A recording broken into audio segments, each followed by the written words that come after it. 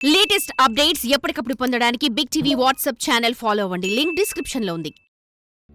మంచు మోహన్ బాబు ఫ్యామిలీలో గొడవలు ఇప్పుడు ఇండస్ట్రీలో హాట్ టాపిక్ గా మారిపోయాయి. చిన్న కొడుకు మనోజ్ తనపై దాడి చేశాడని మోహన్ బాబు పోలీసులకు ఫిర్యాదు చేశాడు. తండ్రి మోహన్ బాబే తనపై అటాక్ చేయించాడని మనోజ్ పోలీసులకు ఫిర్యాదు చేశాడు. అసలు ఈ గొడవ ఎక్కడ మొదలైంది? గతంలో సినీ ఇండస్ట్రీలో ఇలాంటి సంఘటనలు జరిగాయా? అసలు మోహన్ బాబు ఆస్తుల విలువ ఎంత? మంచు భక్తవత్సలం నాయుడు మోహన్ బాబుగా ఎలా మారిపోయారు? ఈ విషయాలన్నీ మీకు తెలియాలంటే ఈ వీడియోను చివరి వరకు పూర్తిగా చూడండి. అయితే మంచు ఫ్యామిలీ కంటే ముందే టాలీవుడ్లో ఆస్తి తగాదాలు ఉన్నాయా అంటే ఖచ్చితంగా ఉన్నాయని చెప్పుకోవచ్చు. ఇండస్ట్రీలో సొంత అన్నదమ్ములు కూడా కొట్టుకున్న దాఖలాలు చాలానే ఉన్నాయి. మోహన్ బాబుని తెలుగు తెరకి పరిచయం చేసిన దర్శకరత్న దాసరి నారాయణరావు కుటుంబంలో కూడా ఇలాంటి ఆస్తి తగాదాలు ఉన్నాయి. దాసరి మరణం తర్వాత ఆయన కొడుకు దాసరి అరుణ్ కుమార్, దాసరి హరిహర ప్రభు ఆస్తి కోసం గొడవ పడ్డారు. దాసరి అరుణ్ అన్న ప్రభు ఇంటికి గోడ దూకి వెళ్లి గొడవ చేయడం, అన్నాదమ్ములు ఇద్దరు ఒకరిపై ఒకరు పోలీసులకు ఫిర్యాదు చేయడం లాంటి విషయాలు అప్పట్లో సంచలనం క్రియేట్ చేశాయి. నందమూరి ఫ్యామిలీలో ఇలాంటి ఆస్తి గొడవలు లేవు. కానీ సీనియర్ ఎన్టీఆర్ రెండవ భార్య లక్ష్మీ పార్వతికి నందమూరి ఫ్యామిలీకి మధ్య ఓ ఇంటి విషయంలో గొడవలు జరిగాయి. చివరి దశలో ఎన్టీ రామారావు ఉన్న ఇంటిని తనకి అప్పగించాలని చెప్పేసి డిమాండ్ చేసింది లక్ష్మీ పార్వతి.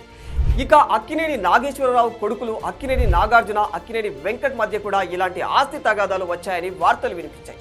అయితే ఈ విషయంపై ఈ ఇద్దరు ఎప్పుడూ మీడియాకి ఎక్కి రచ్చ చేసింది లేదు. ఇకపోతే మోహన్ బాబు తిరుపతి సమీపంలోని ఏర్పేడు దగ్గర ఉన్న మోదుగుపాలెంలో జన్మించాడు. ఏర్పేడు నుంచి 8 కిలోమీటర్ల దూరంలో ఉన్న మోదుగులపాలెం గ్రామానికి బస్సు మార్గం కూడా ఉండేది కాదు. మోహన్ బాబు తల్లి లక్ష్మమ్మ, తండ్రి మంచు నారాయణ స్వామి నాయుడు. ఈయన బడి పంతులుగా పనిచేసేవారు. వీరికి 5 మంది సంతానం. అయితే నారాయణ స్వామికి వారసత్వంలో 3 ఎకరాల పొలం వచ్చింది. పెద్ద అయ్యాక 3 ఎకరాల పొలంలో వ్యవసాయం చేసుకోమని కొడుకు భక్తవత్సలం నాయుడికి చెప్పేవాడు నారాయణ స్వామి. కానీ ఈయన మాత్రం పెద్దయ్యాక ఓ ప్రైవేటు కళాశాలలో పీఈటీగా కెరియర్ మొదలుపెట్టాడు.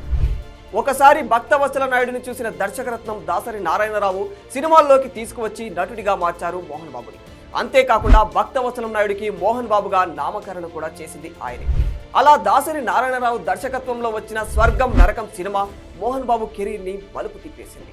విలన్ గా, కమిడియన్ గా, క్యారెక్టర్ ఆర్టిస్ట్ గా 400కు పైగా సినిమాల్లో నటించాడు ఈయన. విలన్ గా వచ్చిన ఈ క్రేజ్ తో హీరోగా మారి సక్సెస్ అందుకున్నాడు.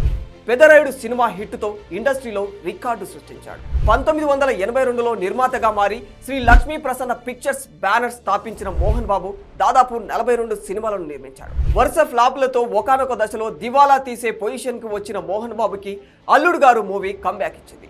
ఈ మూవీ తర్వాత వచ్చిన Assembly Rowdy, Major Chandrakanth, Pedarayudu భారీ లాభాలు తెచ్చిపెట్టాయి.